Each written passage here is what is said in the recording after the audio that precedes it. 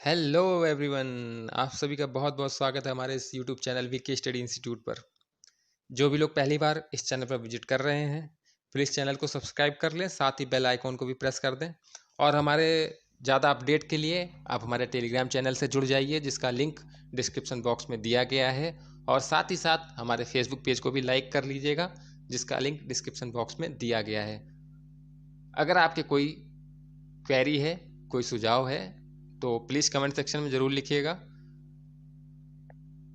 क्योंकि इस चैनल पर आपको डेली करंट अफेयर्स के साथ में UP PCS, UP triple SC, Allahabad high court या जितने भी स्टेट लेवल के एग्ज़ाम हैं उनकी तैयारी पूर्ण रूप से कराई जा रही है। तो बने रहिए हमारे साथ, जुड़े रहिए हमारे साथ। जल्दी से जाकर के चैनल को सब्सक्राइब कर लीजिए और शुरू करते हैं आज का। Good morning. करंट अफेयर्स 3 जुलाई 2020। वीडियो को शुरू करने से पहले जिन लोगों ने चैनल को सब्सक्राइब नहीं किया है, प्लीज़ चैनल को सब्सक्राइब कर लें, साथ में बेल आइकॉन को भी प्रेस कर दें। तो शुरू करते हैं आज का करंट अफेयर्स। रेल मंत्रालय ने यानी ट्रेन सेवाओं के संचालन के लिए निजी क्षेत्र हेतु अर्हता के लिए अनुरोधों रिक्वेस्ट फॉर क्वालिफिकेशंस RFQ को आमंत्रित कर रेलवे परिचालन के निजीकरण की दिशा में पहला कदम उठाया है। RFQ के तहत कम से कम 151 आधुनिक ट्रेनों की शुरुआत की जाएगी और 109 दोहरी रेल लाइनों, रेल मार्गों को निजी ट्रेनों के परिचालन हेतु तैयार किया जाएगा। मेक इन इंडिया के अनुकूल RFQ मेक इन इंडिया नीति के तहत जारी किया गया है, इसलिए कोचों का निर्माण भारत में किया जाएगा तथा इसके लिए स्थानीय घटकों का भी उपयोग किया जाएगा। ट्रेनों की गति में वृद्धि। पूरे रेल नेटवर्क में ट्रेनों की गति बढ़ाने पर बल दिया जाएगा तथा अगले 5 से 10 वर्षों के लिए भीतर अधिकांश रेल 160 किलोमीटर प्रति घंटे की गति से चलने वाली ट्रेनों के लिए अनुकूल होंगी। वित्तीय वर्ष 2020-21 के अंत तक स्वर्णिम चतुर्भुज विकर्ण मार्गों पर 130 किलोमीटर प्रति घंटे की गति से ट्रेनें चल सकेंगी। भारत चीन के बीच जारी सीमा गतिरोध के मद्देनजर भारत सरकार की रक्षा अधिग्रहण परिषद डिफेंस एक्विजिशन काउंसिल ने हाल ही में लगभग 39,000 करोड़ रुपए के रक्षा खरीद प्रस्तावों को मंजूरी दी है। DAC द्वारा स्वीकृत रक्षा खरीद प्रस्ताव में 21 MiG-29 फाइटर जेट विमानों की खरीद, 59 मिग जेट विमानों को अपग्रेड करना, 12 Su-30 MKI विमानों का अधिग्रहण भी शामिल है। इसके अलावा रक्षा खरीद में पिनाका रॉकेट लॉन्चर तथा अस्त्र मिसाइलों से संबंधित प्रस्तावों को भी मंजूरी दी गई है। पिनाका यह रक्षा अनुसंधान और विकास संगठन defence research and development organisation DRDO द्वारा विकसित सभी मौसम में कार्य करने वाली मुक्त उड़ान पर आधारित आर्टिलरी रॉकेट प्रणाली है। पिनाका हथियार प्रणाली में rocket, multi barrel rocket launcher, battery command post, loader cum replacement vehicle और रडार प्रणाली शामिल है। नौसेना और वायुसेना के लिए beyond visual range air to air मिसाइलों BVRAAM की घरेलू रूप से खरीद की जाएगी। MiG-29 सोवियत संघ द्वारा विकसित 2 इंजन आधारित मल्टी रोल फाइटर जेट का अद्यतन अपग्रेडेड संस्करण है। DAC ने रूस से 21 MiG-29 की खरीद को मंजूरी दी है। रूस द्वारा भारत के मौजूदा 59 MiG-29 विमानों को भी अपग्रेड किया जाएगा। Su-30 MKI यह रूस के सुखोई और भारत के हिंदुस्तान एरोनॉटिक्स लिमिटेड के सहयोग से निर्मित लंबी दूरी का फाइटर जेट है।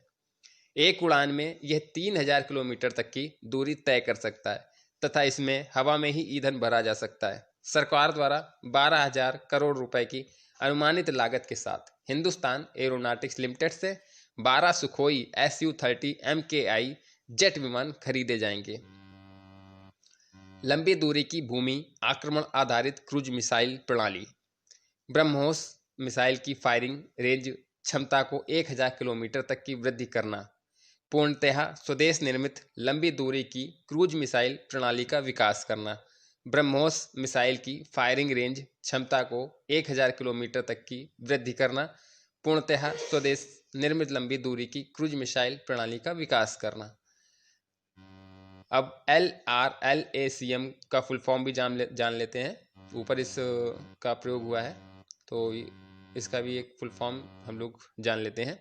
Long range long attack cruise missile system, LR long range, long range, LA land attack. Cruise missile system याद रखिएगा, long range land attack cruise missile system, LRLACM। केंद्रीय मानव संसाधन विकास मंत्रालय, ministry of human resource development MHRD द्वारा online platform के माध्यम से ड्रग डिस्कवरी हैकथॉन 2020 की शुरुआत की गई। यह drug discovery hackathon MHRD, Akhil Bharatiya तकनीकी शिक्षा परिषद, all India council for technical education तथा वैज्ञानिक और औद्योगिक अनुसंधान परिषद CSIR की एक संयुक्त पहल है।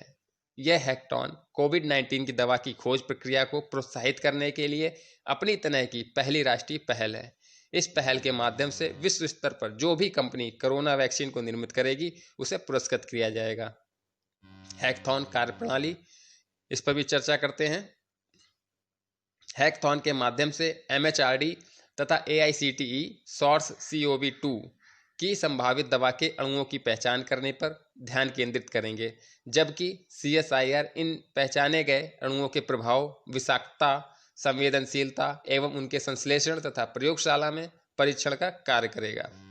हैकथॉन के माध्यम से इन सिलिको ड्रग खोज द्वारा SARS-CoV-2 के लिए दवा का परीक्षण करने वालों की पहचान करना एवं रासायनिक संश्लेषण एवं जैविक परीक्षण करना भी इसमें शामिल है। दवा की खोज में कंप्यूटेशनल सिलिको में विधियों का व्यापक रूप से उपयोग किया जाता है। इस विधि में उपयुक्त दवा की पहचान करना सबसे पहला एवं महत्वपूर्ण कार्य है। यह हैकथॉन मुख्य रूप से दवा की खोज के कंप्यूटेशनल पहलुओं पर ध्यान केंद्रित करेगा, जिसमें 3 ट्रैक्स शामिल होंगे। पहला ट्रैक है ड्रग डिजाइन के लिए कंप्यूटेशनल मॉडलिंग, या मौजूदा डेटाबेस से प्रमुख यौगिकों की पहचान करने से संबंधित होगा, जिसमें SARS-CoV-2 को रोकने की क्षमता हो। ट्रैक 2 प्रतिभागियों को न्यूनतम विषाक्तता और अधिकतम विशिष्टता एवं चयनात्मकता के साथ दवा जैसे यौगिकों की भविष्यवाणी के लिए डेटा एनालिटिक्स और कृत्रिम बुद्धिमत्ता मशीन लर्निंग का उपयोग करने, नए टूल और एल्गोरिथम विकसित करने के लिए प्रोत्साहित करेगा। ट्रैक 3 जिसे मून शॉट कहा जाता है, यह उन समस्याओं पर काम करने की अनुमति देता है जो आउट ऑफ द बॉक्स की प्रवृत्ति के होंगे। Dream Kerala project. केरल सरकार कोरोना वायरस कोविड-19 महामारी के कारण अपना रोजगार खोने के बाद विदेश और अन्य राज्यों से लौटने वाले लोगों की क्षमता और अनुभव का लाभ प्राप्त करने तथा उनके पुनर्वास की व्यवस्था करने के लिए ड्रीम केरल प्रोजेक्ट शुरू करने की योजना बना रहा है। यह निर्णय हाल ही में राज्य के मुख्यमंत्री पिनाराई विजयन की अध्यक्षता में आयोजित कैबिनेट बैठक में लिया गया। केरल के मुख्यमंत्री याद रखिएगा, पिनाराई विजयन। एक अनुमान के अनुसार केरल में लौटने वाले लगभग 52% प्रवासी भारतीयों ने अपना रोजगार खो दिया। राज्य सरकार द्वारा प्रदान किए गए आंकड़ों के मुताबिक लगभग 1,43,000 लोग मई माह से अब तक निकासी मिशन में विदेश से केरल वापस लाए गए हैं। गौरतलब है कि इस परियोजना का समन्वय केरल सरकार के विभिन्न माध्यम से किया जाएगा। साथ ही राज्य के मुख्यमंत्री पिनाराई विजयन ने आगामी 100 दिन के भीतर परियोजना के सफल क्रियान्वयन का लक्ष्य निर्धारित किया है। विशेषज्ञों के अनुसार राज्य में विदेशों और देशों के अन्य हिस्सों से लौटने वाले लोगों में अधिकांश संख्या पेशेवरों की है, जो कि विभिन्न क्षेत्रों में अपनी विशेषज्ञता और अनुभव के लिए प्रसिद्ध हैं। इस परियोजना का उद्देश्य उनके पुनर्वास की व्यवस्था करने के साथ साथ भविष्य के लिए उनकी क्षमता का दोहन करना भी है। श्रीकांत माधव वैद्य ने देश की सबसे बड़ी petroleum company Indian oil corporation of India के चेयरमैन का कार्यभार संभाल लिया है। श्रीकांत माधव वैद्य ने इस पद पर 30 जून 2020 को सेवानिवृत्त हुए संजीव सिंह का स्थान लिया है। गौरतलब है कि श्रीकांत माधव वैद्य Indian oil corporation of India के चेयरमैन होने के साथ ही चेन्नई पेट्रोलियम कॉर्पोरेशन लिमिटेड और इंडियन ऑयल टैंकिंग लिमिटेड के भी चेयरमैन होंगे। Chennai petroleum corporation limited Indian oil की अनुषंगी कंपनी है, जबकि इंडियन ऑयल टैंकिंग लिमिटेड एक संयुक्त उद्यम कंपनी है।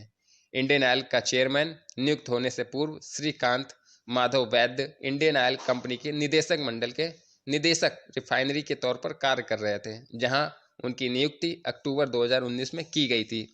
राउरकेला, जो कि उड़ीसा में है, कि नेशनल इंस्टीट्यूट ऑफ टेक्नोलॉजी से केमिकल इंजीनियर की डिग्री प्राप्त करने वाले श्रीकांत माधव वैद्य को रिफाइनिंग और पेट्रो रसायन परिचालन के क्षेत्र में लगभग 34 वर्ष का व्यापक अनुभव है। ग्रेट इमिग्रेंट्स सम्मान। कोविड-19 स्वास्थ्य संकट को कम करने के लिए योगदान देने हेतु पुलित्जर पुरस्कार विजेता सिद्धार्थ मुखर्जी और हार्वर्ड विश्वविद्यालय के प्रोफेसर राज चेट्टी समेत कुल 38 प्रवासी अमेरिकी नागरिकों को कार्नेगी कॉरपोरेशन ऑफ न्यूयॉर्क द्वारा वर्ष 2020 के लिए ग्रेट इमिग्रेंट्स के रूप में सम्मानित किया है। चिकित्सक और लेखक सिद्धार्थ मुखर्जी का जन्म दिल्ली में हुआ था और वे प्रसिद्ध कैंसर विज्ञानी, ऑन्कोलॉजिस्ट, जीव विज्ञानी और कई प्रख्यात पुस्तकों के लेखक हैं। गौरतलब है कि वर्ष 2011 में उनकी किताब के लिए उन्हें पुलित्जर पुरस्कार से सम्मानित किया गया था। वर्तमान में वे कोलंबिया विश्वविद्यालय में एसोसिएट प्रोफेसर के रूप में अपनी सेवाएं दे रहे हैं। इसके अलावा प्रोफेसर राज चेट्टी का जन्म भी दिल्ली में हुआ था। वर्तमान में वे हार्वर्ड विश्वविद्यालय में अर्थशास्त्र के प्रोफेसर के तौर पर कार्यरत हैं। प्रत्येक वर्ष 4 जुलाई को अमेरिका के कार्नेगी कॉरपोरेशन ऑफ न्यूयॉर्क द्वारा ऐसे प्रवासी अमेरिकी नागरिकों को सम्मानित किया जाता है जो अमेरिकी समाज की प्रगति में उल्लेखनीय योगदान देते हैं। सहारनपुर मंडल के आयुक्त ने उत्तर प्रदेश सरकार को सहारनपुर मंडल में आने वाले शिवालिक वन को टाइगर रिजर्व घोषित करने का प्रस्ताव दिया है। यदि सरकार इस प्रस्ताव को स्वीकार कर लेती है तो यह उत्तर प्रदेश का चौथा रिजर्व होगा।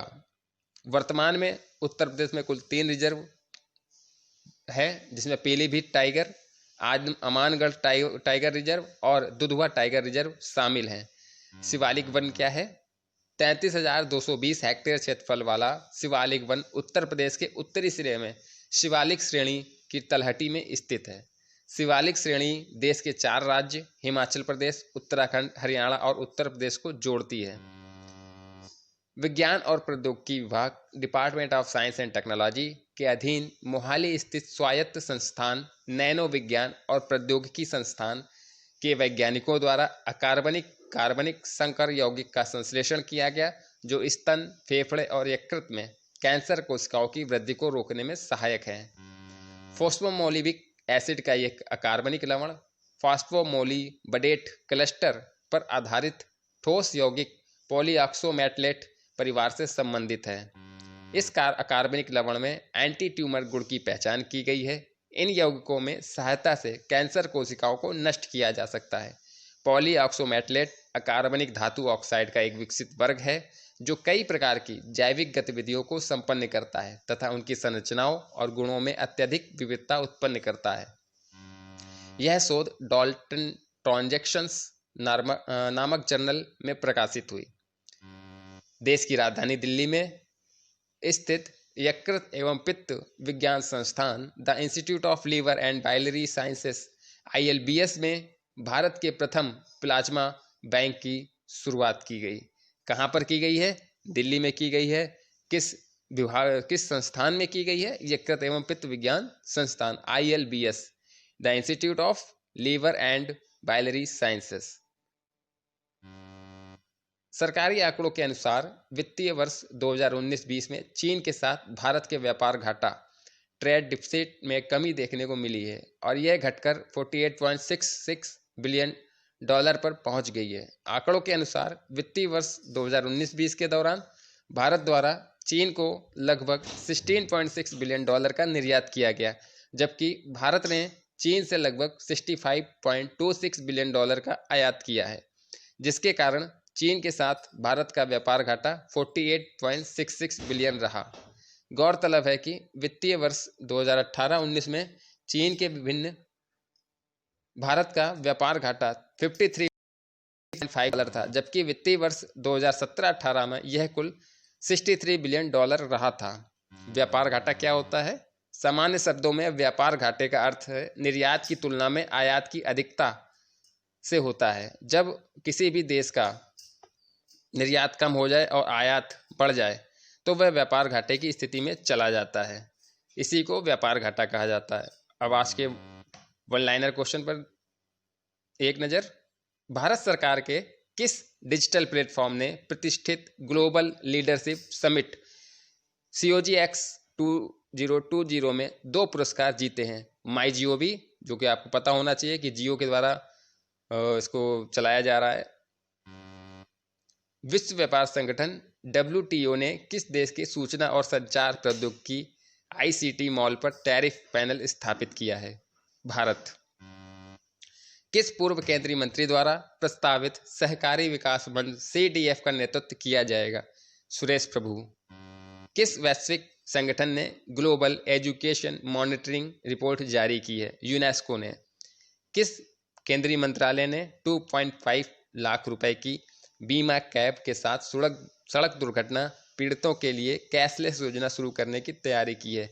सड़क परिवहन और राजमार्ग मंत्रालय। तो वीडियो को लाइक कर दीजिएगा, वीडियो को शेयर कर दीजिएगा। जिन लोगों ने चैनल को सब्सक्राइब नहीं किया है प्लीज़ चैनल को सब्सक्राइब कर लीजिएगा। Thank you so much.